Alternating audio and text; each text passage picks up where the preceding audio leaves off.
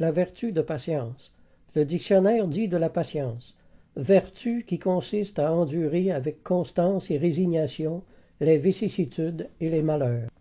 Le mot grec à partir duquel a été traduit le mot patience dans Galates 5,22 est upomone, qui signifie endurance, persévérance, constance et force morale. Monseigneur Auguste Sodreau a écrit: les personnes les plus malheureuses ici-bas ne sont pas les plus éprouvées, mais bien celles qui supportent mal leurs épreuves. Celles qui n'ont que peu de vertu et peu d'amour sont beaucoup plus portées à gémir et à se lamenter que les âmes aimantes. La patience souffre sans murmurer. Elle souffre sans se plaindre à personne et sans s'apitoyer sur son sort. Elle souffre avec amour, heureuse de souffrir pour Dieu, ce qui est la patience parfaite. Fin de citation. La vie est une entreprise fâcheuse et pleine d'obstacles et de contradictions. Ceci est d'autant plus vrai chez le chrétien. C'est pourquoi l'Écriture dit à tous: soyez patients dans l'affliction. Romains 12,12. La patience est une longue et lente douleur, mais elle produit un fruit de sainteté des plus étonnants. La patience parfaite est une médaille d'honneur. La patience est un édifice. Il donne la vertu de continuité. La patience, c'est garder la foi avec persévérance alors qu'il y a des ennemis à vaincre. La patience est la continuation de la foi. Elle exprime une durabilité, une égalité d'âme qui fixe dans la foi. La patience est la sœur de l'éternité. Elle est le maintien et la permanence. Elle est marquée de régularité et de stabilité spirituelle. La patience arrive à tout. La patience obtient tout. Le plus difficile pour le croyant est d'obtenir la première victoire sur quelque chose. Le jeune homme qui vient de devenir chrétien voit sa première épreuve dans sa famille généralement. Lorsqu'il lève son drapeau pour montrer son appartenance au Christ, il voit souvent s'élever beaucoup d'incompréhension. Sa famille ne comprend pas son choix. Résister à tous les commentaires blessants nous rend tristes, mais nous rend plus forts. Jésus a dit: « Demeurez en moi ». Alors, garder la foi est donc la première mission du jeune chrétien. Chaque victoire est destinée, dans le plan de Dieu, à devenir le tremplin de plusieurs autres. Une victoire obtenue remplit le croyant d'une joie qui fait sa force. Il a une espérance redoublée concernant sa prochaine mise à l'épreuve. Ainsi voyons-nous la souveraineté de Dieu sur les circonstances, permettant le mal pour en faire ressortir plus de bien. Les adversités terrestres, toutes les traverses de la vie, sont des labours de Dieu. L'âme devient la terre où germera sa beauté. Soyons sans crainte, tout a été calculé. Dieu changera les efforts de destruction de vos ennemis en beauté spirituelle en vous. La patience est ce dont nous avons le plus besoin contre les tentations, car vous découvrirez que notre ennemi, lui, est persévérant. La patience est agréable à Dieu, c'est pourquoi il la cultive dans nos vies. Regardez la patience comme l'une des plus belles offrandes que vous puissiez offrir à votre Dieu. Il est écrit en Lamentation 3,26 « Il est bon d'attendre en silence le secours de l'Éternel ». Je crois que je vais lire en entier le chapitre 3 de Lamentation, afin que vous voyiez la patience du prophète Jérémie et les réflexions qu'il fait des épreuves qu'il a. Revenez souvent sur ce chapitre au temps de l'épreuve. Il vous calmera. Vous savez, dans l'Ancien Testament, on ne connaissait pas l'existence du diable, ou très très peu. Les gens attribuaient à Dieu ce que le diable leur faisait subir. Il faut avoir du discernement. Ici, dans ce chapitre de Lamentation, Jérémie décrit en réalité ce que le diable lui faisait souffrir. Du verset 1 jusqu'au verset 20, il décrit l'œuvre de l'ennemi dans sa vie. Écoutez bien. « Je suis l'homme qui a vu la misère sous la verge de sa fureur. Il m'a conduit, mené dans les ténèbres et non dans la lumière. Contre moi, il tourne et retourne sa main tout le jour. Il a fait périr ma chair et ma peau. Il a brisé mes os. Il a bâti autour de moi. Il m'a environné de poison et de douleur. Il me fait habiter dans les ténèbres comme ceux qui sont morts dès longtemps. Il m'a entouré d'un mur pour que je ne sorte pas. Il m'a donné de pesantes chaînes. J'ai beau crier et implorer du secours, il ne laisse pas accès à ma prière. C'est vraiment l'œuvre de l'ennemi, hein? On reconnaît ce que l'ennemi nous fait souffrir, là. Il a fermé mon chemin avec des pierres de taille, il a détruit mes sentiers. Il a été pour moi un ours en embuscade, un lion dans un lieu caché. Il a détourné mes voies, il m'a déchiré, il m'a jeté dans la désolation. Il a tendu son arc et il m'a placé comme un but pour sa flèche. Il a fait entrer dans mes reins les traits de son carquois. Je suis pour tout mon peuple un objet de raillerie, chaque jour l'objet de leur chanson. Il m'a rassasié d'amertume, il m'a enivré d'absinthe. Il a brisé mes dents avec des cailloux, il m'a couvert de cendres. Tu m'as enlevé la paix, je ne connais plus le bonheur. Et j'ai dit, ma force est perdue, je n'ai plus d'espérance en l'Éternel. Quand je pense à ma détresse et à ma misère, à l'absinthe et au poison, quand mon âme s'en souvient, elle est abattue au-dedans de moi. Mais voici que le prophète Jérémie termine là de parler de ses douleurs et qu'il prend recours dans sa foi en Dieu. Au verset 21, il dit « Mais voici ce que je veux repasser en mon cœur, ce qui me donnera de l'espérance. » Vous voyez, il ne faut pas sombrer dans le désespoir, mais au contraire, il faut refaire surface, émerger et surnager les épreuves par la confiance au Seigneur. Jérémie continue, « Les bontés de l'Éternel ne sont pas épuisées, ses compassions ne sont pas à leur terme. Elles se renouvellent chaque matin. Oh, que ta fidélité est grande! L'Éternel est mon partage, dit mon âme. C'est pourquoi je veux espérer en lui. L'Éternel a de la bonté pour qui espère en lui, pour l'âme qui le cherche. Il est bon d'attendre en silence le secours de l'Éternel.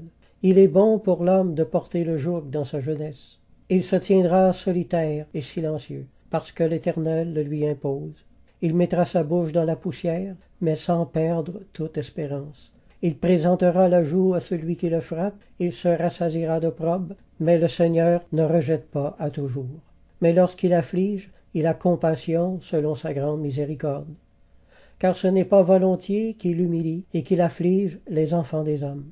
Quand on foule aux pieds tous les captifs du pays, quand on viole la justice humaine à la face du Très-Haut, quand on fait tort à autrui dans sa cause, le Seigneur ne le voit-il pas? Qui dira qu'une chose arrive sans que le Seigneur l'ait ordonné? N'est-ce pas de la volonté du Très-Haut que viennent les maux et les biens?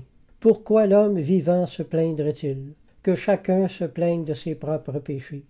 Recherchons nos voies et sondons-nous, et retournons à l'Éternel. Élevons nos cœurs et nos mains vers Dieu qui est au ciel. Nous avons péché, nous avons été rebelles, tu n'as point pardonné, tu t'es caché dans ta colère et tu nous as poursuivis. Tu as tué sans miséricorde, tu t'es enveloppé de nuages pour fermer accès à la prière. Tu nous as rendus un objet de mépris et de dédain au milieu des peuples. Ils ouvrent la bouche contre nous, tous ceux qui sont nos ennemis. Notre partage a été la terreur et la fosse, le ravage et la ruine. Des torrents d'eau coulent de mes yeux à cause de la ruine de la fille de mon peuple. Mon œil fond en larmes, sans repos, sans relâche, jusqu'à ce que l'Éternel regarde et voie du haut des cieux. Mon œil me fait souffrir à cause de toutes les filles de ma ville. Ils m'ont donné la chasse comme à un oiseau, ceux qui sont à tort mes ennemis. Ils ont voulu anéantir ma vie dans une fosse, et ils ont jeté des pierres sur moi. Les eaux ont inondé ma tête. Je disais, je suis perdu. J'ai invoqué ton nom, ô Éternel, du fond de la fosse. Tu as entendu ma voix. Ne ferme pas l'oreille à mes soupirs, à mes cris. Au jour où je t'ai invoqué, tu t'es approché, tu as dit, ne crains pas. Seigneur, tu as défendu la cause de mon âme, tu as racheté ma vie. Éternel, tu as vu ce qu'on m'a fait souffrir, rends-moi justice. Tu as vu toute leur vengeance, tu as entendu leurs outrages, tous leurs complots contre moi, les discours de mes adversaires et les projets qu'ils formaient chaque jour contre moi. Regarde quand ils sont assis et quand ils se lèvent. Je suis l'objet de leurs chansons. Tu leur donneras un salaire, ô Éternel, selon l'œuvre de leurs mains. Tu les livreras à l'endurcissement de leur cœur. Voilà ce qu'il faut faire au temps de l'épreuve. Il faut répandre son cœur et ses larmes devant le Seigneur, et ensuite avoir recours à sa miséricorde et à la confiance en lui. La patience est une rude école, mes amis, mais c'est la meilleure école. La patience est l'école de Dieu. La vraie patience est douce, elle ne murmure pas. Elle est exemplaire, inépuisable et inlassable. La patience est longue et soutenue en silence. La patience ne se fatigue pas, elle ne s'irrite pas. Elle supporte avec amour les douleurs qu'elle offre au Seigneur. La patience est calme, constante et courageuse. Elle fait tourner les yeux vers la vie future et donne la tranquillité. Jacques, chapitre 1, versets 2 à 4. Mes frères, regardez comme un sujet de joie complète les diverses épreuves auxquelles vous pouvez être exposés, sachant que l'épreuve de votre foi produit la patience. Mais il faut que la patience accomplisse parfaitement son œuvre, afin que vous soyez parfaits et accomplis sans faillir en rien. Quand je vous disais que la patience était l'école de Dieu, ben voilà. La patience mène à la perfection des saints. La patience amoureuse fera de vous des saints et des saintes. Monseigneur Auguste Saudreau a écrit « Pour bien pratiquer la patience, il faut voir dans tous les événements de la vie la volonté de Dieu. Il faut aussi regarder Jésus souffrant et unir amoureusement nos souffrances aux siennes. » Fin de citation. Alors que la joie du monde consiste plutôt dans l'absence d'épreuves, le croyant connaît et trouve de la joie au milieu d'elle. Auguste Saudreau écrit encore « Le souvenir des souffrances de Jésus est aussi l'un des moyens les meilleurs de rendre parfaite notre patience. Oui, il a souffert pour nous, et nous devons souffrir pour lui. C'est un besoin pour le cœur aimant de rendre sacrifice pour sacrifice. C'est un besoin aussi d'imiter celui qu'on aime et de partager ses sentiments, ses joies, ses souffrances et ses œuvres. » Fin de citation. Une vie sans épreuve, mes amis, ça n'existe pas. Alors, puisqu'elles sont dans notre vie, autant en faire l'étude. Un moyen de garder la paix au milieu des peines, c'est de les aimer. Daniel 12, 10. Plusieurs seront purifiés, blanchis et épurés, mais ceux qui auront de l'intelligence comprendront. Saint Benoît a écrit « Participons par la patience aux souffrances du Christ ». Je partage avec vous ici encore d'autres belles citations. Par exemple, le vénérable François Libermann, dans ses lettres spirituelles, écrit « Si vous saviez quelle est la valeur de la patience parmi les vertus apostoliques, vous vous emploieriez de toutes les puissances de votre âme pour l'obtenir. Si vous savez maintenant patienter, vous êtes sûr du succès et d'un succès solide et stable. Les herbes qui croissent vite acquièrent peu de développement et se détruisent promptement. Les arbres dont la croissance est lente deviennent grands et puissants et durent des siècles. S'il vous arrive jamais d'avoir dans une mission un succès prompt et facile, tremblez pour cette mission. Lorsqu'au contraire, elle demande du temps et offre des difficultés, augurez-en le bien. Si vous avez la patience, une sainte patience, vous êtes sûr d'acquérir cette sagesse de Dieu dans votre conduite et vos entreprises. Fin de citation. Saint Grégoire maintenant. Jésus-Christ n'a pas voulu descendre de la croix. Il pouvait se soustraire au supplice de la croix et à tous ses outrages, mais ce n'était pas le temps opportun pour faire éclater sa puissance. C'était celui de nous enseigner la patience dans les peines et la résignation à la volonté de Dieu.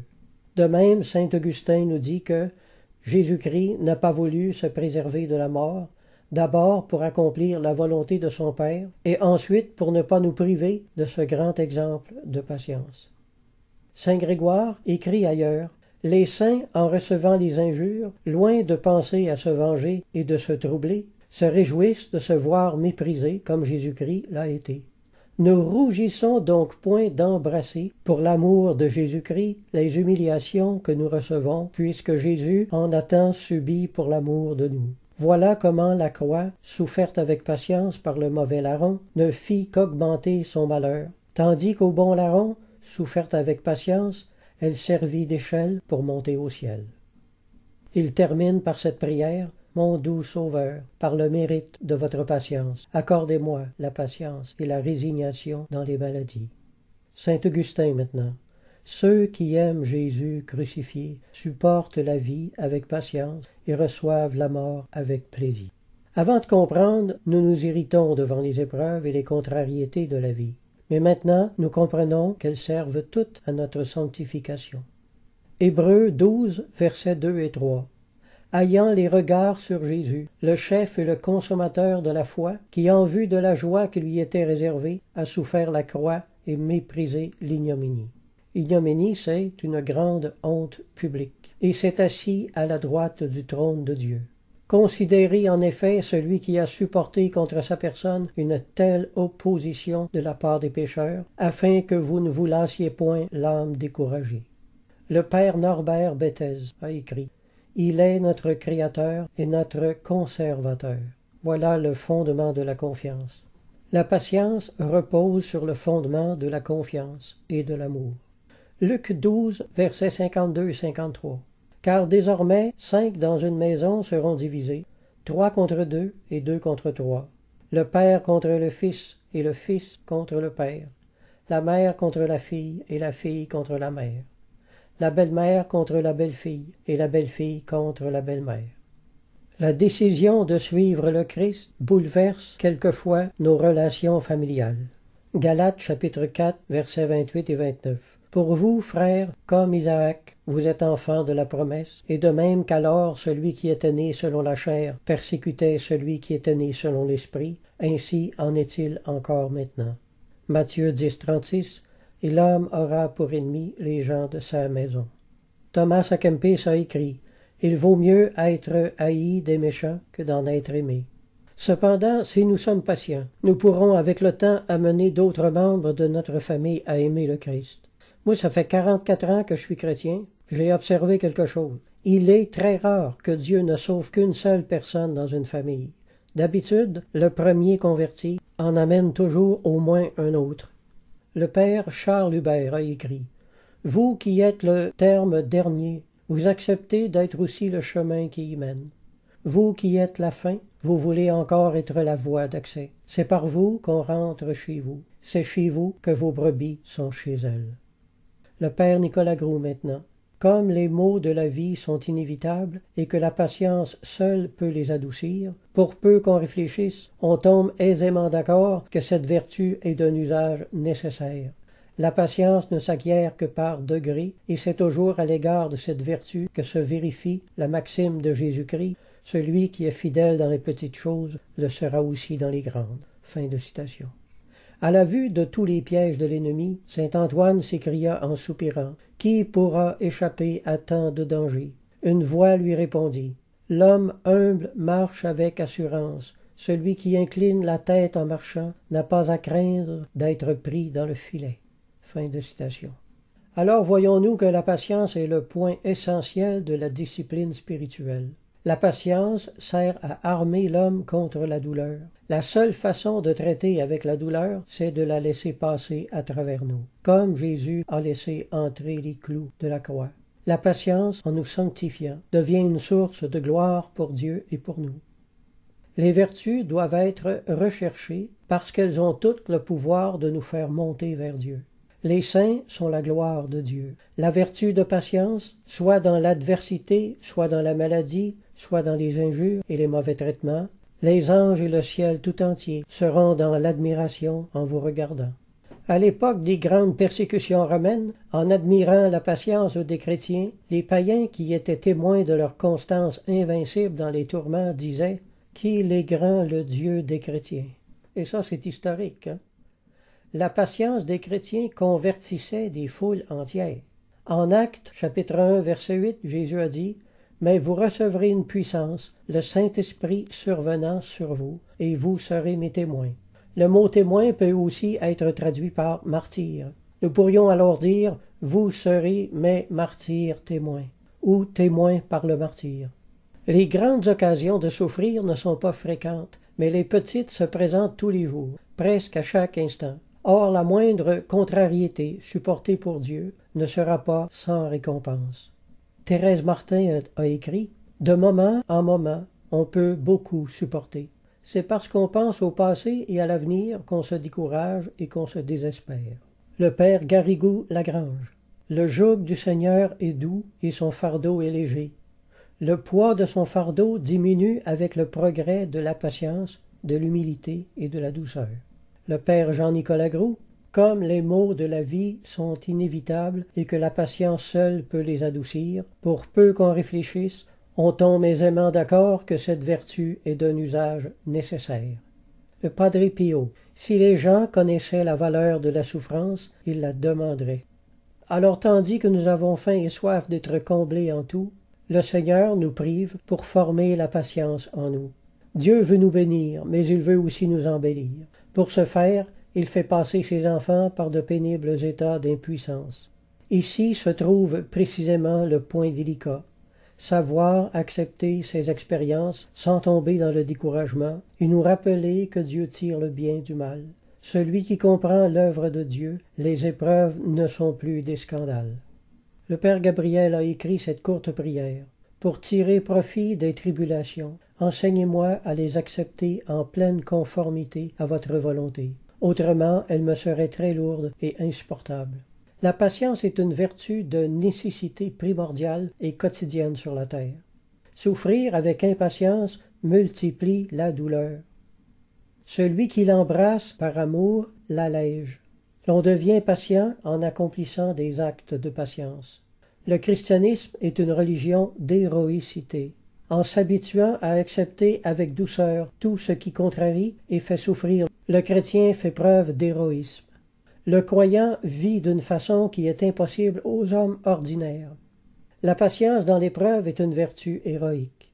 Et je vous le dis par expérience, mes amis, lorsque nous avons épuisé toutes nos ressources personnelles et que la grâce prend le relais, une grande joie prend naissance dans le cœur. La joie d'avoir triomphé de nous et de tout est une grande récompense. Mais avant de connaître la grâce de la victoire, il faut connaître la grâce d'avoir échoué. Oui, échouer est une grâce également. Il n'y a que les échecs pour nous faire réaliser que sans Jésus, nous ne pouvons rien faire. Et quand nous aurons bien compris cette leçon, Dieu accomplira lui-même en vous ce qui est impossible à l'homme ordinaire. Le Père Gabriel a encore écrit « Seigneur, montrez-moi ma pauvreté afin que je la confesse. Abandonné, vous m'avez éprouvé afin que je me connaisse. Si je suis tombé, ce fut par ma faute. Si je me suis relevé, ce fut grâce à votre secours. Je n'ai pas l'audace de désespérer puisque j'ai été réconcilié avec vous. » Fin de citation. Pour être un vrai chrétien, il faut souffrir quelque chose. Le Christ est un Messie souffrant. Pour être son disciple, nous souffrirons quelque chose. En lisant ce que les chrétiens écrivent sur le net, je n'en reviens pas de constater l'égarement relatif à la question des épreuves. Tout le monde prie pour que Dieu écrase leurs ennemis. Vous avez remarqué ça? Mais, mes pauvres amis, si le Christ lui-même n'a pas eu la victoire sur ses ennemis, pourquoi la réclamez-vous pour vous-même? Il a dit « Mon royaume n'est pas de ce monde », et nous appartenons à ce royaume.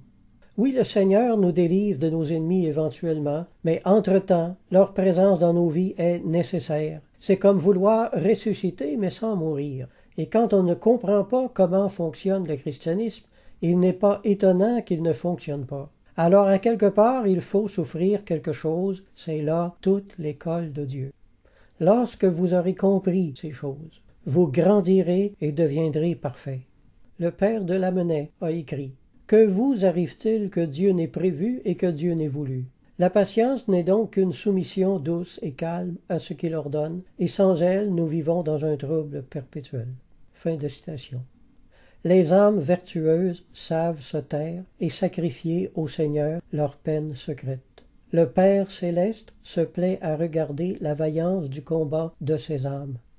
1 Timothée 6,12 « Combat le bon combat de la foi. » 2 Timothée 2,3 « Souffre avec moi comme un bon soldat de Jésus-Christ. » Voici ce qu'écrit Thomas à Kempis au sujet de la patience. « Ne dites pas « Je ne puis supporter cela d'un tel homme, ce sont des offenses qu'on n'endure pas. Il m'a fait un très grand tort, il me reproche des choses auxquelles je n'ai jamais pensé. » Ce discours est insensé. Car au lieu de considérer la vertu de patience et ce qui doit la couronner, c'est regarder seulement à l'injure et à la personne de qui on l'a reçue. Celui-là n'a pas la vraie patience qui ne veut souffrir qu'autant qu'il lui plaît et de qui il lui plaît. L'homme vraiment patient n'examine point qui l'éprouve, si c'est un homme de bien ou un méchant. mais indifféremment des créatures, il le reçoit de la main de Dieu avec reconnaissance et tout ce qui lui arrive de contraire comme un grand bien. Car Dieu ne laissera sans récompense aucune peine, même la plus légère qu'on aura soufferte pour lui. On ne peut obtenir sans combat la couronne de la patience, et refuser de combattre, c'est refuser d'être couronné. » Fin de citation. Cette citation est tirée du livre « Imitation ». Il est très facile à trouver sur le net. Vous le trouverez également sur mon site cequelabibleenseigne.net. Dans la vie spirituelle, nous ne rencontrons pas seulement des difficultés que nous pouvons surmonter et vaincre, mais aussi des situations difficiles qui perdurent. Si c'est votre cas, ne vous affolez pas, car ce qui trouble la vie et bouleverse les pensées désoriente le chrétien. Il s'affole et fait des bêtises. La peur fait commettre de grandes erreurs. Rappelons-nous Pierre au jardin. Il a tiré l'épée et attaqué un soldat. Si ce n'avait été de l'intervention de Jésus, les apôtres se seraient tous fait massacrer sur place avant même d'avoir commencé leur ministère. Le calme prévient de grands péchés et de grandes fautes. Ecclésiaste 10, 4. Les situations qui perdurent malgré la prière ont leur rôle à jouer dans votre vie et c'est tout. N'en doutez pas. La patience est la vertu qui nous permet de vivre avec la souffrance, avec les désagréments et les privations, sans perdre courage. Elle nous permet de rester inébranlables au sein des tempêtes, des contradictions, des dangers, et sans nous irriter, nous décourager ou nous détourner du Seigneur. 1 Corinthiens 10, 13 et 14. Aucune tentation, ou aucune épreuve, selon d'autres traductions, ne vous est survenue qui n'ait été humaine. Et Dieu qui est fidèle ne permettra pas que vous soyez tentés au-delà de vos forces. Mais avec la tentation, il préparera aussi le moyen d'en sortir, afin que vous puissiez la supporter. C'est pourquoi, mes bien-aimés, fuyez l'idolâtrie. À l'époque, les gens qui devenaient chrétiens quittaient évidemment les pratiques de leur religion idolâtre et perdaient l'appui de tous leurs anciens amis. Au passage, je tiens à souligner que ces cultes disposaient également de prostituées dont le ministère était de pervertir les membres de la secte. Alors, lorsque ces nouveaux chrétiens éprouvaient des difficultés ou des persécutions, ils étaient tentés de retourner en arrière vers leurs anciens cultes, leurs anciens amis et leurs anciens plaisirs. Ce passage biblique nous montre à quel point la patience nous est nécessaire, car la douleur nous dispose à la fuite. Job 36, 21. Garde-toi de te livrer au mal, car la souffrance t'y dispose. La patience chrétienne nous porte donc avant tout à accepter avec sérénité les douleurs que Dieu veut nous laisser. L'histoire de l'Église nous montre des saints qui, non seulement avaient accepté leurs souffrances, mais qui avaient même appris à les aimer. La patience est le moyen indispensable de réaliser l'union à Dieu dans un amour ardent. La patience rend la souffrance sanctifiante. L'homme patient accepte de s'assujettir aux souffrances qu'il rencontre sur la route de sa vie. C'est par la vertu de soumission qu'il courbe volontairement les épaules sous le joug de la douleur. Il se conforme à la croix, de même que Jésus a courbé les siennes sous le poids de la croix. En réalité, ce n'est pas le chrétien qui est patient, mais la vertu de patience qui est en lui. C'est extrêmement important de comprendre ce truc-là. Lorsque la parole de Dieu commande quelque chose, nous ne sommes pas capables en nous-mêmes d'y obéir. C'est le Christ en nous qui le fait. Le Christ en nous possède déjà toutes les vertus. Quand le Seigneur nous demande d'être doux, ce n'est pas un appel à nous forcer pour l'être. Nous ne sommes pas chrétiens par la force de notre volonté, mais parce que, par la foi, nous nous sommes appuyés sur la puissance du Christ. Ce n'est pas nous qui sommes justes, doux ou patients, c'est le Christ en nous. La mission du chrétien est donc celle-ci. Laisser le Christ vivre sa vie à travers lui. Amen.